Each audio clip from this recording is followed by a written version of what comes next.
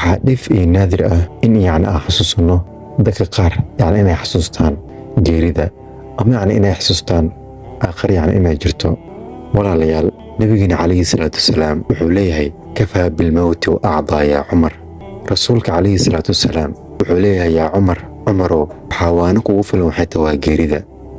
in yacni haddii qof wax loo sheegayo ama yacni aad rabto inaad waaniso, waanada waxaa kaga filan waxay tahay in yacni geerida yacni aad ugu sheekayso.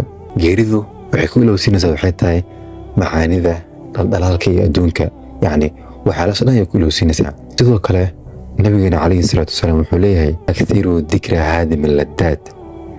abu hurayra radiallahu canhu wuxuu yidhi rasuulka alle naxariis iyo nabadgelyo korkiisa aatay wuxuu leeyahay akthiruu dikra haadim alladdaad.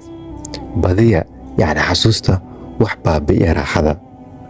macnaha wuxuu ula jeeda waxay tahay waa geerida. xadiiskani wuxuu inoo sheegaa waxay tahay muhiimadda xasuushada geerida si aan ugu diyaargarowno aakhirada oo aan u dayacin waajibaadka alle. waayo qofka bini'aadanka waxaa loogu baahan yahay waxay tahay in mar walba diyaar u yahay geerida, in mar walba yacni u xasuusan karo geerida, in mar walba ay jirto yacni in berika maalin aakhiro yacni la tagi doono, in yacni nafsadaa la xisaaban doono. walaalayaal, mar walba aan xasuusano geerida. asalaamu calaykum.